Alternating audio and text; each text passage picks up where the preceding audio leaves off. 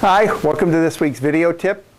We're going to talk this week about how to handle that dreaded question that comes from patients occasionally as to how much does it cost? If you're talking to a patient about a wellness program or a performance enhancement program that is not insurance-based, or you might even be talking to patients who have very limited insurance and who are going to have to dip into their pocket to help pay to get really full corrective care, that question will come up. They will ask you how much does it cost, and most of the practice owners that I know balk at the question and sometimes don't even get the words out of their mouth about the program because they're afraid of being asked that question. I'm going to give you a very simple way and a very honest way to answer that. Frankly, being asked how much does it cost when you're talking about such a program is a bit like being asked, how much does a car cost? Are we talking about a clunker, or are we talking about a Bentley that costs a few $100,000? Of course, you're not going to say that to a patient, but here's what you can say that will help them to understand what you're talking about.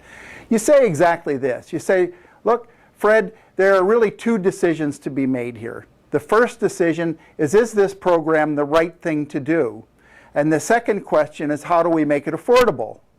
In terms of deciding if it's the right thing to do, I need to conduct my evaluation, get some information from you, see where you want to go with this, and we will evolve a program. Once we've decided and you've looked at it and you've said, yeah, I think that's the right thing for me to do, then we look at it in terms of your budget and how do we make this affordable. We have various payment programs here, and we've never had to reject a patient because they couldn't, quote unquote, afford it. We can help you to get the care that you need. So let's start working on the first question as to whether or not this is the right thing to do. Now, normally that'll handle it. If in the middle of your evaluation, though, the patient starts bringing it up again, well, you fall back on those two questions. You might even act a little surprised and say, remember what we said about the two questions here. First of all, is the right thing to do. Are you saying that you've decided this is the right thing to do and it's time for us to look at how to make this affordable?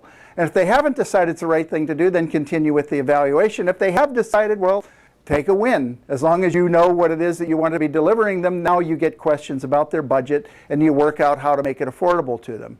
So those are the two questions. First of all, is it the right thing to do? Secondly, how do we make it affordable?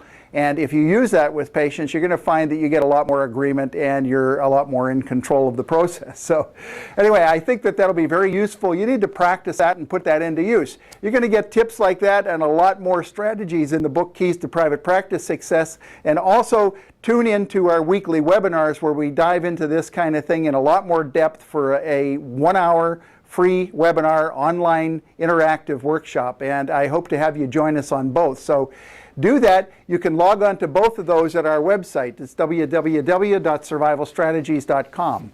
That's survivalstrategies.com, or you can give us a phone call. It's 1-800-834-0357. So survivalstrategies.com or 800-834-0357. Hope that's been real useful. Practice it, use it. It'll save you a lot of grief and make you a lot of good cash-based income. Have a fabulous week. Bye.